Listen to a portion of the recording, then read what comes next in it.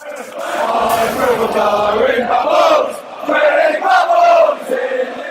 everyone and welcome back to another edition of West Ham Fan TV's Post-Match Pint, the only West Ham United post-match follow show on the internet. We've just come back from the West Ham Spurs game. It was West Ham 1, Spurs 0. Dented their title out, stopped them from going top of the league. Can it get any better than this? 1 point off of Champions League places. Can we do it, boys? Don't see why not, to be honest. It's like a. I think Jay calls it the Champions League train, doesn't he? Yeah, no, it's a massive win tonight against a team that's in form as well. I woke up this morning and I don't know, I was a bit nervous about tonight because I thought it was either going to go, we're going to we're going to either nick a scrappy win or we're going to get spanked. I didn't think we'd get beat. I thought it'd be a tight. No, I did. I thought with Tottenham, the way they're playing lately, you know what Tottenham lost since the first game of the season away. Yeah, that's what I mean. That's the first London derby they've lost. Excellent form. I'll tell you what it was for me. What I was more worried about tonight was losing to them tonight and then being the last team to win at the That's what was bothering me. Because you know what they'd have been like. They would have lived off that for the rest of their life. You know, they say we make T-shirts and DVDs. They would have bought out the fucking family album and the trilogy. You know what I mean? But that's the only thing that was worrying me. But yeah, they're a good team, good side. Yeah, they are, they're worthy of where they are. You can't deny that. I mean, take me West Ham out off. They are worthy of where they are. No, you can't knock it. No, they are. They're probably one of the best sides in the league this season, by Leicester. I said that at the beginning, though, when we played them now. They was by far the best team I've seen this season. I still say that to today. But all right, let's go through this game because this is going to be a juicy one to get through. Starting line up, Scotty. Give it to us. Random, weren't it? Where's Reed? Injured apparently. You said he was on the bench. No, I thought he was on the bench last week. Scott, when we pulled up here earlier, and I said to you about the starting lineup, did I not get it right? You got it spot on, mate. 3-5-2. I knew we was going to go 3 at the back. Adrian in goal. Sit back for this. O'Connor, Collins, Cech at the back, Creswell left wing, Antonio right wing, Obiang coming in with Noble and Payet, Lanzini and Emenike. The reason why I said we'd go 3 at the back tonight is because I don't think Antonio sitting right back would have worked. We needed him up there. To be fair, the way Tottenham play, you can get away with it. Yeah, that's what I mean. They only had Harry Kane up front. That's it. So, and Ginge was on him all game.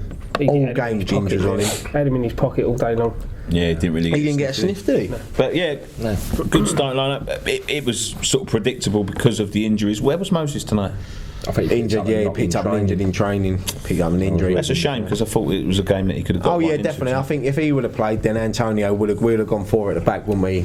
Antonio would have played right back. That's the only reason why I said 3 at the back is because Moses was missing. Yeah. If Valencia would have been fit, then he would have played there. Yeah, definitely. So, game starts. We're on the front foot straight away, just bombing at them. We needed to be after Saturday because I thought Saturday was a bit. It wasn't the greatest of performances, was it? To be honest, I'll be honest with you. Yeah, we do start slow, but we was right on the front foot, and to be honest, I never doubted it. I never doubted that tonight they was going to be up for it. Every single player on that pitch was up for it tonight. Every single fan in the ground. It was fucking electric atmosphere under the lights. Don't get better days than that. And now these are the nights that I'm going to miss. And Noble would have, as captain, would have put that into his team, and along with Bilic and Dix as well. They would have. Well, the players don't need to know how important. I'm not saying it's important, but it's a London derby against Tottenham at the Bowling. Like you said, there's not many night games left here. So it was a big game tonight. My prediction's still on. We're not going to lose for the rest of the season here. Yeah, do you know what? If we do lose another game, I'm glad it's not against them. You know, if we lose to Watford, just say then you can hold our hands up. Don't want to lose to Arsenal though. Don't want to lose to Arsenal. I don't want to lose to anyone. But I don't think we will. Spurs and Arsenal are the two that are just bang on about it. I'd rather lose to Arsenal than Spurs. No, because they'll just bang it. No. I'd rather all day long. I think they'll still get down with us being the last team to win it. That's what I mean. Emirates, so that's why they'll just bang on about last it. team win it might be first team at Emirates, isn't they? So. But no, but we just come out fucking absolutely started on the front foot. Just didn't give them a sniff. To be fair, for the whole half. Yeah, they didn't. Adrian did not make a save in that first half at all. Lloris made a couple of good saves. What was it? Cresswell went down first couple of minutes. Payet delivered a free kick. You know. I didn't think they looked that organised at the back, Spurs, tonight. No, they were a bit shaky. They was a bit shaky at the back. I always thought from that moment when he put that free kick in that the only way we was going to get to not the only way, but we really had them at set pieces. Do you know what I mean? Like I thought, any decent set piece, and there was a fucking lot tonight of decent, decent. To be totally honest, right, they look like they shit themselves. They bottled that whole it. back four and their goalkeeper absolutely shit themselves. They bottled it. I think the whole starting 11 bottled it. Yeah, Harry Kane didn't look like he wanted to know that, and I was even up until the last second of the game. You're always worried about him because he's that jammy sort of player that he'd nick a goal out of nothing. But we didn't give him a sniff, especially in that first half, first 20 minutes. I think the key to the first half was Eriksen didn't have a sniff. No. He's the player. Like, you know, all I could see for the first sort of like 25-30 minutes is everything was going through Payet tonight. Everything went through him. He had a real good game without doing anything. He had a quiet game. Yeah, I was about to say I don't think he was. The second half he was quite. He was pulling the strings in midfield. But without anything spectacular. The thing is, Obiang, I mean, we'll talk about him a lot more, but we'll praise him. Him and Noble tonight were unbelievable, and they kept Chadley and Lamela quiet, and Eriksen as well. Noble was all over that play, all over that midfield. So I said when I done the preview, you know, I was expecting Song to come in. Yeah, Song is that big game player. We saw it against Man City when he come in. You know, he's getting a sniff at the minute, though, mate. But fair play to Obiang. You know, he's come in and he's played really well tonight. And the thing is, he's been in and out of the side. But he's another one. He just mops up. He just does the simple stuff, doesn't he? He mops up, wins the ball. He's the baby wipe. He is the baby wipe. It is true because Songy can do that. But the thing about Songy is sometimes he dwindles on the ball, and he does get caught. With it, not a lot, but he does get caught every now and then in dangerous positions. Obiang don't do that. And Obiang's a bit quicker. Yeah. If he loses the ball, he can get back. But I mean, give the ball. You couldn't start any better though. We was pressing them, got a corner.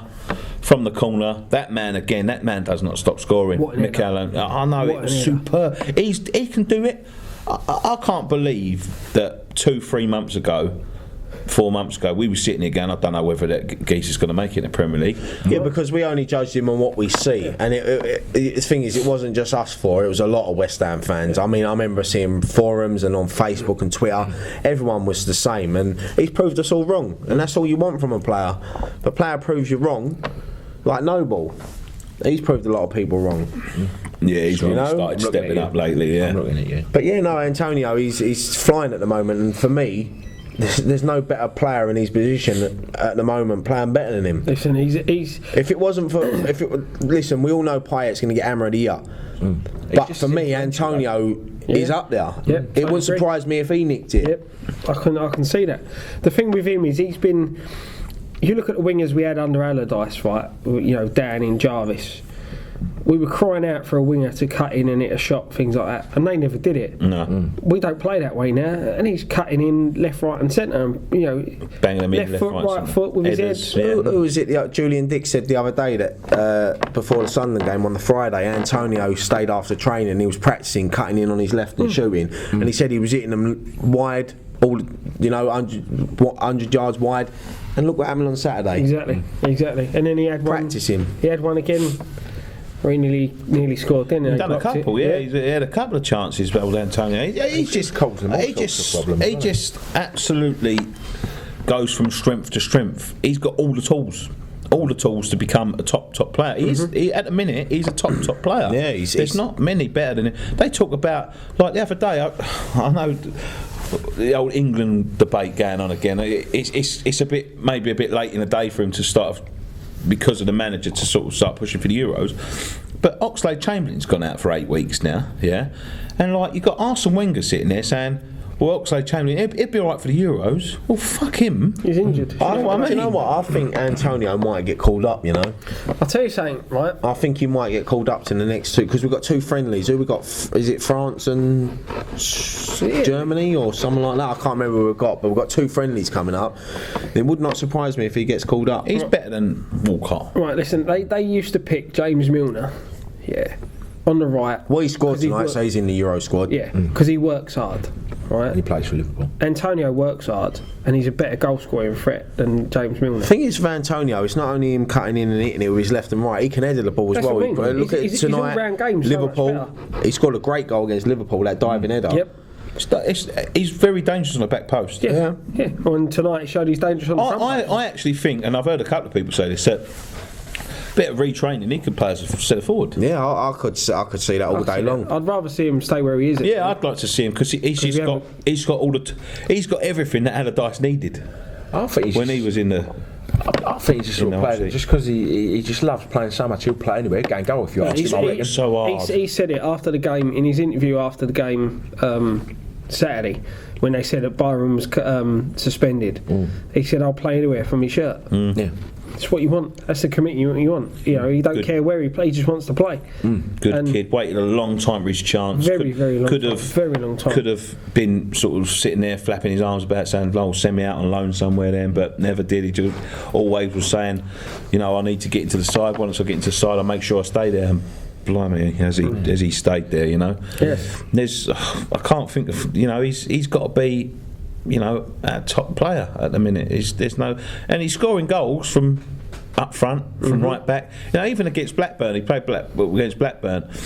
He was probably our biggest goal threat at the time. He could have had 2 or 3 at Blackburn. Yeah, and that's playing at right back. He's playing wing back now. Suits him really, that sort of position, because he does work hard and he's still a goal scoring threat. It's just a shame that formation went out 15 years ago with Harry Redknapp, and that's the biggest shame. But yeah, absolutely fantastic. Scored the goal. First half, I got a bit not nervy. We was on top. And I was watching it and I was thinking, we're going to score again in a minute. Yeah. And we didn't. That was the only downside to that first half. We could have had 2, 3, 4. Oh, that's it. Lloris made he's going to hit one of them in. I know he got one at Norwich, but Noble, every week now he tries one of them strikes, and every week he's putting it in the top corner. That was a good save as well. Yeah, it was a good save, but they've all been good saves. There was that Sunderland keeper last week made an absolute stunning save, tipped it onto the post.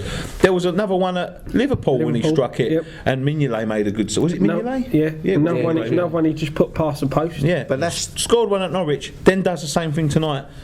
Sooner or later he's going to start putting him right in the top corner. That's the confidence in Mark Noble, because like I said on the last show, last year, 2 seasons ago, he wouldn't be trying that from now. No. But he's trying them now, and they will go in. Eventually, they will go in. Like you said, he scored at Norwich, even though he meant to put that in the bottom corner. But it still went top corner. But listen, he hit one against Sunderland on Saturday. Tonight's one was a great save. Lloris is a top goalkeeper. It was a great. Can't look at tonight. Great save. It was awful tonight. Yeah, I know, but he's still a good goalkeeper. And Noble's hit that ball. Usually, like I said last season, he'd have took a touch and hit that out wide to someone. But you know, he can hit a ball. He's got that arc down at the minute where he's just letting it run across him and then striking it from the sort of bending away. Yeah, he's in the form of his life. He's playing the best I've seen him play. Of course he is. Best I've seen him play in a West Ham shirt. It's just confidence throughout the team. Yeah, because he's got players like Lanzini didn't really do much tonight. But as long as he's on that pitch, he's a threat. Other teams worry about him. He got him behind a couple of times. Yeah, he just looks. I don't think he's fully fit. No, of course he's not. He's lacking a bit of confidence. I think once he gets. What did he get tonight? 80 minutes? 80 minutes. Yeah, so he's got another 80 minutes. He'll probably start against. Saturday, didn't he? Yeah, he'll probably start against Everton on Saturday as well. So he's due a good game, isn't he? Got all the players coming back now. Yeah. Diafra's coming back. Saka's back. Yeah. Pint as well tonight was very quiet but effective. He set up the goal. That's it, yeah. The first half, I think he done a lot of unselfish work. Everything was going through him. Pushed out wide again, didn't he? Yeah. But he does it so well. Like, you know, he can be ineffective. But the thing is, it's sort of a double-edged sword because when he was out, he looked like he was our be-all and end-all. But I don't think it was just him. I think if we would have been in that situation when everyone else was fit, I think you would have seen a few better results coming. I don't think when he was out, we didn't lose. No, I know. I know what you're saying. We had a lot of injuries, and even though we didn't lose, we did lose one. Yeah, but we didn't. We got a lot of draws. And that's because of the other injuries as well. Losing Lanzini. It's the strikers more losing Sacco. Monley. It just seems like all our players are starting to come back at the right time of the season. If you're pushing for things at the end of the season, you want players coming back to fitness now. Yeah, because what we got 9 games left. I'm telling you now, right? We've got Man United to play at home. Yep. Yeah, obviously in the cup as well. Different. We've still got Arsenal to play at home. We've still got Leicester to play away. Chelsea away, Palace at home, Watford. All these sides that were sort of like floating around us at the beginning of the season. Some of them have dropped off. Sort of Palace and Watford have started to drop off. Palace have proper dropped off, isn't they? Yeah, they're fighting for their scrapping their lives at the bottom. They're in a battle. I always said that was going to happen, though. Hate Palace. And it's sort of like them teams around us, but none of them are in any sort of form. Do you know what I mean? No. Like. I don't think, I've said this for a couple of weeks now, maybe a couple of months, I don't think we'll lose another game at the Bowling. I don't think we're going to lose another game at the Bowling. I think every game that comes now, there's 6 left now, yeah? Every game that comes now is like a cup final. Of course it's like they don't want to lose there. If we do lose, it's going to be a scrappy 1-0 against Watford or something like that, 93rd minute or something like that. I don't think we'll lose another game now. And we've got the teams around us. We've beat them all away. Mm-hmm. It reminds me of, do you remember in the late 90s with Redknapp when Upton Park was a fortress? Yeah. Teams hated coming there and we never lost it. I think we went for a season we only lost 2 there. Yeah. And I remember the games we lost as well, and it's always the same way. That's what it's getting like this season. I mean, when we lost them first 2 games against Leicester and Bournemouth, I thought it was just going to be one of them seasons. I thought, oh Jesus Christ! Last year at the Bowling, we're not going to win it. We're not going to win it. Yeah. And I remember interviewing Akabusi after that, and he was like, oh, and like since then we ain't lost. Yeah. Exactly. Long may that continue. Right? Oh, definitely. You don't want to lose here again. And we're bringing the top sides here. That's and the thing is, you look back at both them games that we lost. We could have easily won. Yeah, it could have. There was decisions in both the games. Definitely. Yeah, there was decisions in both. You got to think like this seems like a million years ago now, but in one of the games Nolan started. Yep. And in the other game, Maiga scored. Yeah. And they seem like players from a million years ago now, don't they? Yeah, and we had Jenkinson in goal at one point. When Adrian got sent off for karate kicking. That's what I'm saying. But there was decisions in them games when the Leicester game. Mm-hmm. When Sacco went through and Schmeichel blatantly brought him down, should have been sent off, should have been a penalty, never got nothing. We pressed them all second half. There's games when I'm telling you, them injuries didn't happen to us. We'd be in that top 4. Oh, of course we would. We'd be well cemented. We might even be pushing for that title. If we didn't get the injuries we got, and the injury to Pint, the injury to Lanzini and Sacco, we'd be in the mix between 1 and 2. Definitely. I think we're all above. We're above now where we all thought we was going to be at the beginning of the season. Hey, look, you know what I mean? Start the season, I'll finish top 10. Yeah, of course. Because it was all Bilic coming in and all these new players. You don't think they're going to hit the ground running, but Pint from the opening day of the season to now has been obviously unbelievable. We are 1 point away from Champions League. City are in free fall at the minute. They can't pick up wins in the Premier League. Arsenal are bottling it. Tottenham may start. It was typical thingy, wasn't it? Win the cup final and then lose in the league. Yeah. Always happens. Always happens. Talk about it earlier, haven't we? Yeah. I mean, 3-0 is a big loss to Liverpool because Liverpool are not exactly a great side. Pony in there in a minute, but. When we had that run of all them draws, I mean, 2 or 3 of them games, we was in front. If we'd have turned those into wins, we'd be... a couple of them were silly mistakes that cost us goals. I mean, you look when we went up to Newcastle, we lost 2-1, but they went 2-0 up, but we could have nicked that 3-2. It was just one of them games, we didn't take our chances. Sunderland. Yeah, Sunderland as well. I mean, 2-0 at Norwich. Games twice. That's just one of them things. You can sit there and say, Tottenham away, Watford away. We didn't deserve a thing. But it's easy to sit there and say, what if? But the fact of the matter is now, right, we keep on playing the way we're playing. Now, Saturday is going to be a massive test that's probably the biggest test we've got to have this season. This is going to show us what we're really made of, because they're in a decent run of form.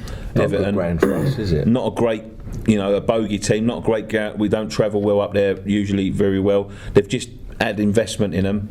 If we can go up there and scrap a result somehow. It's going to be hard though. Collins looks like doesn't look like Collins being available. I said on one of the fan cams, I said if you would have sat there on Monday morning and said we're going to get 4 points this week against Spurs and Everton, every West Ham fan would have took that. But if we go up there and get another 3 points, that's 6 points.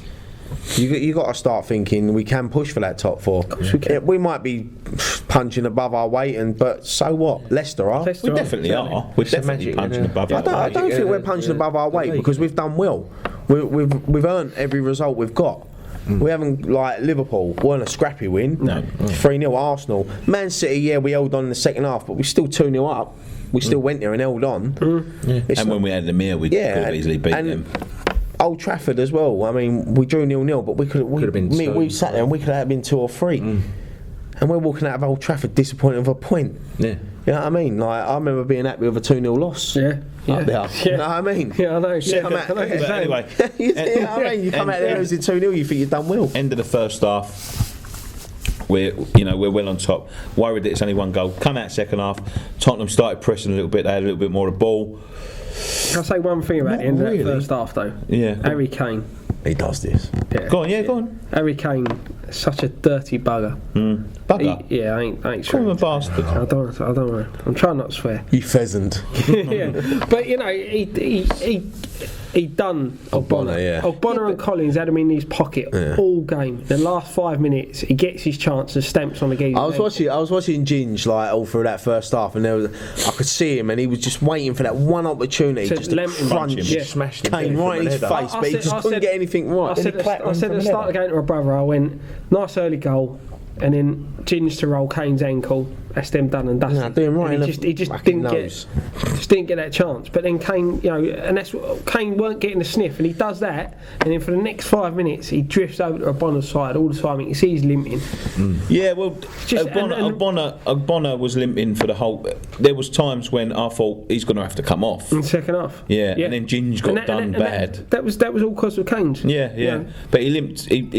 But that boy Oxford, come on. He just don't look like out of place. He don't break a sweat, that kid, I'm telling you. He done really well. He just takes it all in his stride. When he come on, I thought to myself, do you know what? I put Song on. Yeah, I was thinking to myself, I was thinking to myself, take off Lanzini, bring on Song just to tighten it up in there a bit. But fair play to Oxford. I mean, no, I'm not worried about him coming on. He's done well, but he's a kid. Against Spurs, I was even up until that final whistle. I really thought they was just going to nick an equaliser. The way Tottenham are, yeah, it was a bit worrying. But this is a different West Ham. Yeah, this is a totally different West Ham. We don't give in. No, exactly. They're up the top. They're going to have a spell in the game. Yeah, they're not from the first half. Yeah, but did they? Yeah, but they didn't have many clear-cut chances. I can't really remember Adrian pointing off any. Yeah, the save from Kane. Yeah. Oh yeah, one clearance by 90 minutes. Oh yeah, I know. But 90 minutes. Yeah, no. But they was going to have against a team that are chasing for the title. Yeah. But they was always going to have a tiny spill. They had a lot of the ball. I think they had about 60% possession. It don't matter. No, that's what I mean. The only stat that matters is one that's in the top corner. They looked very nervy first. They come out better second half. Had a lot of the ball, but we just wasn't giving in. And as you say, Kane done our defender. Then Ginge had to go off, and I thought, here we go. Oxford comes on, mate. Don't even break a sweat, that kid. I'm telling you. Gets wrong side of someone, wraps his big leg round him to knock it off. Just Alamella stayed on that pitch. He should have. I don't know how he didn't get booked early on. Even was it the centre half when he got booked late on in the first half? He was lucky to stay on the pitch. I'll tell you what, we haven't mentioned him yet, but Emenike worked his absolute socks off today, and it shows you because both their centre backs got booked because of him. Because he was chasing everything down. After his performance against Sunderland, when I see him in the starting lineup, I thought maybe we should have gone with Carroll up top. But no, he chased everything down, and I think he just gives that Sacco sort of work up there. He's like a heavy Sacco, isn't he? He panicked, Lloris. Lloris was not comfortable getting that ball. He nearly nicked it off him twice. I know, yeah. All their back four was worried. But he had a little flap, didn't he, Adrian, in the first half as well. It wouldn't be a West Ham without Adrian having a flap. He nearly got done against Sunderland, right? And he's doing it again. And it, like, I know. The man, I'm sitting, like, people around me going, oh, for fuck's sake, just pick the fucking Did you see ball that up, one when it bobbled off the Reese? And he hit that divot? Did you see that? He nearly done him. I thought, go like that. Go on. But yeah, fucking. What? I don't know. Yeah, but to be honest, done and dusted. An haircut? Yeah, I've had a little trim. I thought you looked different. A little shave and all. And yeah, done and dusted. That was over with. I'll be honest, games like that I don't enjoy it. Nah, we were saying we were going like that. I enjoy it when the final was the final the last 20 minutes are nervy. It's just relief. Very nervy. This is it's two scrappy 1-0 wins at home, but we have won 1-0 and we've got the 6 points out of 2. Yeah. You know what I mean? Last year we'd have lost them. 6 points, 2 clean sheets. That's the difference. The thing is, Tottenham are the form team in the league. I don't think we've had a better win because they are the form team in the league. They absolutely destroyed us at home. Like there's no two ways about it. They absolutely annihilated us. That's one of that result is one of the worst performances I've seen for a long time. But they was very good. Oh yeah, they were. We could have had 11 Pints on that pitch and it wouldn't have made a difference. They was just so good that day, and to bring them back to our place. And I said that to him on the day when we went there. I went, that won't be the same at Upton Park. And he's like, no. You know, it's not. It's like roles reversed apart from the goals. Yeah, it was worrying me because Tottenham play like high tempo game, didn't they? So your high blood pressure, salt in your food, that's lack of sleep, everything. But no, I was expecting that tonight that they were going to press us high up, but we, like you say, we done it to them. I don't think we give them any chances. We didn't. We pressed the ball in that midfield. We didn't give them no time. We do that very well though. We press the ball in the right areas. Yeah. Like we're very good at doing that now. You know, we don't. You know, it was a bit scrappy second half, but Jesus Christ. We sat a little deep the second half as well, didn't we? You know, we invited them on a bit, and made a bit of a meal of it in the midfield. But to be fair, they never really looked like scoring to me. We have this debate every week, the England debate. Mason's got an England squad. Noble hasn't. We ain't picked it yet.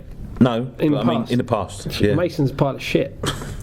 I know I didn't want to swear, but he is. Scott's angry tonight. I know, yeah, he's an angry person. No, listen, Mason's a good player. No. Mason ain't a good player. Well, he's a Premier League player, Scott. Why is it?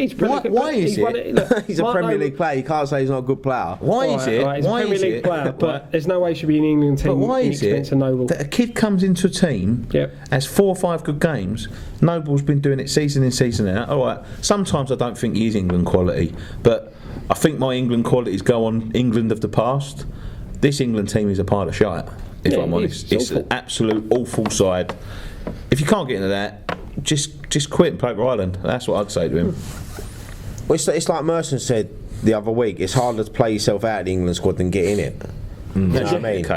No, that's it. It's like spot on. That is spot on. It is like some of these players are nowhere near Mark Noble, and like he didn't want to name players, but we all know he's talking about Delph and players like that, and it's ridiculous that Noble. But for me, as much as I want to see Noble play for England, I'd rather him not because if they don't want him, fuck it, let him play for West Ham. He's in the form of his life. You know, why go to England and get a knock? That's some stupid team in a friendly. He's got to be knocking on the door though. He can't ignore him. He's not even knocking on the door. He's been booting the door down and knocking it down with an axe for years. Why can he be doing that for years and then like mentioned for England and he goes, Danny Drinkwater's doing well? Yeah, but that's it, isn't it? And I watched Leicester on Tuesday night. Danny Drinkwater, he's an alright midfielder, but he ain't. But why are these kids getting 2-3 good games and getting? Because Leicester are obviously top of the league, so they're in the spotlight, and he feels that he has to pick someone from Leicester because they're top of the league, which ain't right. Vardy. Yeah, but that's it. Huh? But Vardy. Yeah, but Vardy deserves it. He scored. Oh, I'm not saying he don't, mate. Yeah, that's what I'm saying. He feels like he has to pick these players because they're top of the league. We said this last week. Vardy will play wide left to accommodate Rooney and Kane. Yeah. Cameraman's killing over. What's the matter? I don't know. Choking on my water. I was trying not to laugh. He was choking. I was trying not to laugh. Yeah. Notice how we all run round to help you. But Antonio should be getting in now. Cresswell should be getting in now. And even if you go a bit further, you can say someone like Tompkins. You know, Cahill's not a top Yeah, I defender know. anymore. Yeah, I know what you're saying. You know, Tompkins is playing well this season. Yeah, Tilly got I'm not injured. saying he should. Jones. He's a pile of fucking shit. I'm not He's saying injured as Tompkins well, should be isn't he? playing for England, Yeah, but but he he- should be given a chance. He's another one that played for under 21s. Yeah. It's all what they were the club you play for. Oh, fuck England anyway. Great win, boys. I enjoyed that. I enjoyed that Superb. immensely. What was it Pochettino said? Yeah, what did he say? Yeah, what did he say? What did Pochettino He turned around and said they couldn't deal with our long balls and the pitch was crap. Was he watching DVDs I from don't know. about 3 seasons? I'm quite certain that Tottenham played more long balls than we did. Yeah. They definitely didn't knock the ball about. I'll give him the pitch. No, I think the best comeback I've seen about the response about the pitch was on Saturday when Sam Allardyce moaned about it. He said, well, it was never like that in 4 years when I played there. And someone just turned around and said, because we play on the floor here. who said that? Someone said, and Allardyce was just Yeah, the ball rolls across the grass now. so Where is it at? No, the pitch ain't the best. Yeah. Let's be honest. They're but not spending it's money not on the it. worst. Of course That's they're the not. reason. Yeah, That's the reason. Of course they're That's not. the reason the pitch is in the state. But like. look, It's not not. Let's put it forward to the Premier League. They're not spending any more money on the pitch. We're leaving now. In about 6 games' time, there's going to be fans on there with shovels. You know what I mean? Digging up, and there is. And they're going to be Everyone digging was up. that bit of time in their back garden. They spend I to don't get know, a pitch in tip-top condition. You can spend like £2 million to get that. But for him to Pitch turn ain't around and that say, bad. You think it's been raining a lot lately, and they train on it, don't Fuck they? it, leave it like that. It plays to our advantage. course it does. We play on it every week. yeah, look, him to come out and say he couldn't deal with our long balls. They played a lot more. They tried to play a lot more long balls than us. Their goalkeeper can't kick for shit. So you know, I think It was going from sort of what's his name? The geezer at the back. That geezer with a funny long name for Spurs. don't know. Vindevelder, like his name is. It was just going from him to Kane. Yeah. That's all I saw. Yeah. Really. Well, going to him to Collins or him to Bonner, let's be honest. Well, we're trying to go. in with it. Kane's general direction. The only time Kane got behind him, he was offside. So Exactly. So, thing- who got man of match tonight? Antonio. Antonio. Do you think he deserved that? I thought personally, Mark Noble. Mark Noble for See, me. you say that Obiang, Bonner was superb. Bonner bringing the ball out from the back. He went on a great run in the first half. He I like flew him into because tackles. he's a ball playing defender, Yeah. isn't he? He's Like, what like Bilic Ferdinand. was. Yeah, the same as what Bilic was. But he threw himself into tackles. oh, so Bonner's going to fuck off to Everton then, is he? Joking. I love you, Slav. But you know, he threw his. It's that Collins mentality that he seemed to have picked up a bit, chucking himself in where. I think it's just English mentality. I've always said this, like for the past few weeks, I've been banging on about it. The teams seem together. They learn from each other. They hang around with each other. They eat together. They drink together. They socialise together. It's a good team spirit there. Massive. And that makes a big difference. That makes a big difference. You know, We all play like you could together. get a foreigner in the past. Like I've heard stories of like Johnny Monks and that, like of players just walking in, playing the game, and then just pissing off, like and then sitting in there going like that. I think it was one he said about the food tray. What was that when an egg sandwich it dogged on us? Yes, but he was like, he come into the changing room and they give food tray the 16 shirt, and he's like, food tray 10. And he's like, no. He's like, food tray 10, Maradona 10, Pele 10, food tray 10. And he's like, Moncur 10. And he's like, Well, it's Savio 10. Yeah, probably, yeah. But yeah, at the time he went, no, Johnny Moncur 10. And he's like, no, Paolo 10. And then they had to do some special fucking thing in the middle of the season Yeah, he was 10. to transfer the number 10, otherwise he wasn't going to play. Do you know what I mean? Like and things like that. You know, they disturb dressing rooms. You know, like You've even seen it before. like last week I talked about Ronaldo. You know, doesn't socialise with anyone. Goes and has cuddles with his wrestling mate. And this is why, for me, Messi is better than Ronaldo, because Messi is a team player. He's not arrogant. Like I said, Messi, them Ballon d'Ors, he didn't want them. He earned them. Ronaldo wants them. Yeah. You know, he cries when he don't get Go them. look at me. Like, Messi don't care. He loves the limelight, Ronaldo. Of course he does. Loves the Ponce. limelight. I didn't make a documentary thing about him as well. Like just him when they followed him around. Yeah. He loves all that shit, mate. He loves all It's that just that he loves being centre of attention. Why? He does. Look, he won the Ballon d'Or and he went, "Ugh!" He made that noise, didn't he? Like, what's all that about? Yeah, he's arrogant. He's like you said, he come out the other day on the interview and he don't mix with his players and things like that. Like he scored 159 hat-tricks for Real Madrid. Bale was on 2 goals and he got a penalty. Instead of giving it to Bale, he went, "No, I want it. I don't want you to get a hat-trick." Yeah. Be fair though, penalty taker's a penalty taker whether you're on that trick or not. Bale can take a penalty, mate. Oh yeah, I'm Send not him in saying a Bale free kick. can't, but you know, It doesn't matter. that's my mind. You penalty takers. Well, pick before you're the saying start that, of the game. Scott. Mahrez Graham, is penalty taker for Say what you're going to Leicester. say, mate, because if it's something fucking stupid, like did Kate pick up the sausages from Sainsbury's? I'm going to slap you. No, was there I would say there was a bit of going back and forth between Bilic and Pochettino at half time when they was coming Yeah. on. Was there? Did you see anything? Bilic would have won. Yeah. Oh yeah, man, Stanley would have won. Bilic would have won. Classly manager. I want to talk a little bit about Bilic before we finish up tonight, because obviously we have done. I think someone come out with a tweet in the week, yeah, with an article, and it says the greatest achievement that Slaven's achieved this season is not on the pitch, it's off of it, by uniting us all together. You know, there was a lot of doubters, there was a lot of big Sam fans. I was one of them. I didn't want him to go because I was so scared about what might happen this season, but he's brought everyone together, he's absolutely smashed it, and like it's his class. The man's a classy guy, and when you compare that to like that fucking Dutch prick over at Man United chucking himself on the floor. Yeah, that was funny though. It was funny. All the videos It's classless. It's absolutely classless. It's being a fucking clown. But that's him. He tried to do that to prove that he isn't this Mr. Serious. He isn't, no. He's thing a is with fucking Bilic as knob. well. I mean, you look at his press conference the other day. I mean, he brought an 18-year-old Yeah, kid. kidding. It was his birthday. He brought him in to do the press conference with him. Bilic is he knows we're a family club and everyone's united, and that's what he tries to do. And you can see it from the players. Yeah. You know, everyone. The thing is with Bilic is if a sub comes off, he'll put his arm around him and give him a kiss. Sub Go comes on, he'll give you a kiss. You know, that's just the way the man is. It's not only with us. He's done it with Croatia, Besiktas. But I you find him like the most class manager in the league. Like, and I know I might be biased because I'm a West Ham fan, but there's never an excuse comes out of his mouth. No. When he loses, he goes, "We lost. Yeah. They were plays the better other than team us. up as well. We were poor." Not only that. But he can do that, Ryan, without picking out individual players, Yeah. without blaming anyone, without anyone thinking they've done anything that wrong, although he would turn around and go, you know, we wasn't that good today, you know. And he goes back in the change room, and I've got that feeling that he goes back in there and he goes, right, that's done. Let's move on. Whereas like other managers sit there going, right, you didn't pull your fucking weight. Yeah. You're a fucking dickhead. You didn't pull your fucking weight. This boy was picking up. You know, he seems to.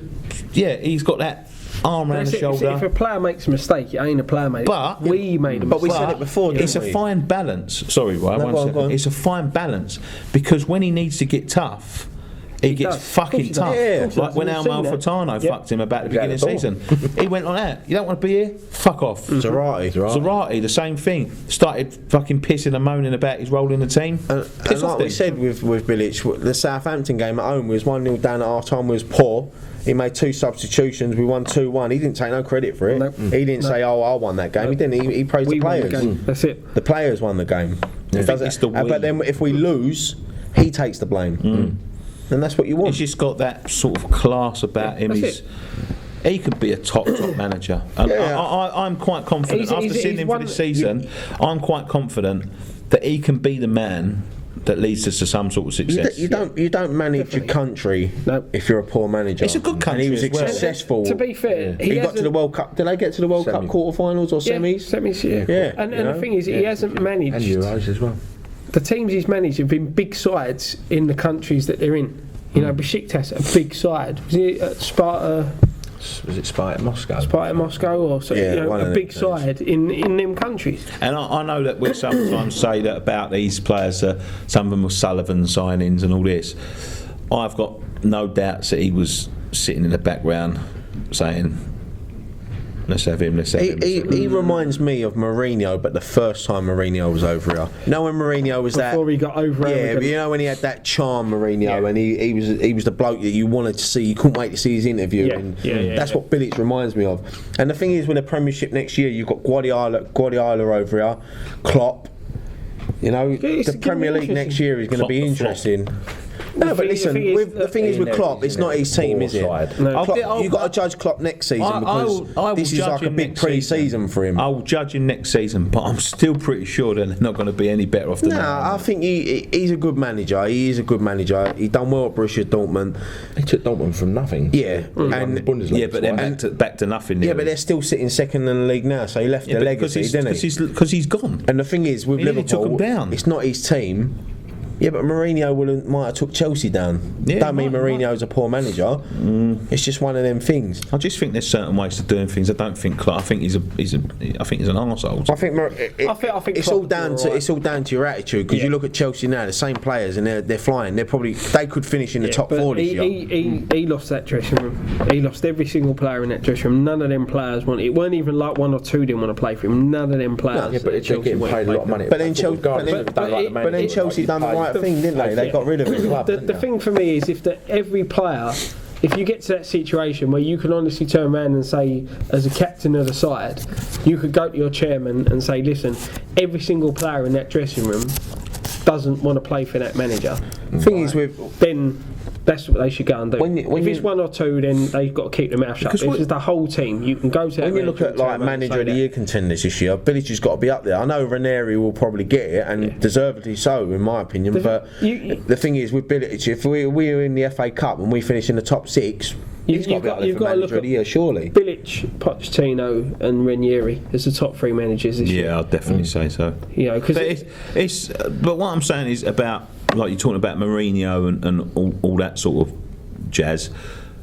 A football club is bigger than a manager and of course they are. the players. Yeah. You know, there's staff behind the scenes that you've got to work for you day in day. Like you see 11 players on the pitch, you see the manager, but you also got the doctor and.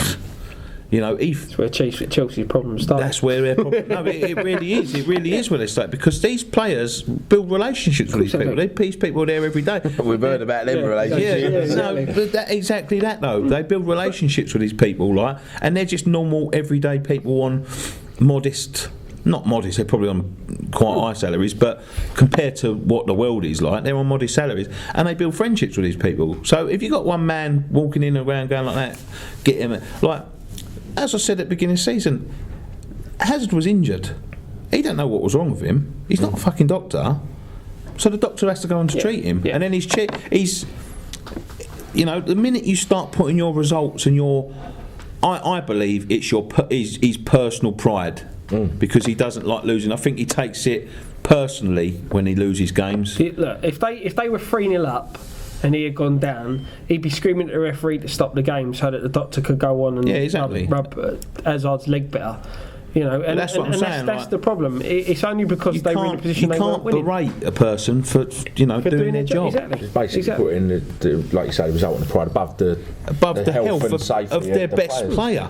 And to be fair, he probably weren't even that injured now. He was just rolling about because they like rolling He about. wasn't injured, and plus, The if ref as called soon him as on she anyway. runs on, he's got to go off, and that was what the big thing is with Mourinho, that he had to come off because they had a free kick. But then he should be screaming at Hazard for flailing about on the floor when ain't wrong with him. Exactly. You know what I mean? And I think it was the ref called him on anyway. Yeah, we've all played football, right? We've all took knocks and things like that.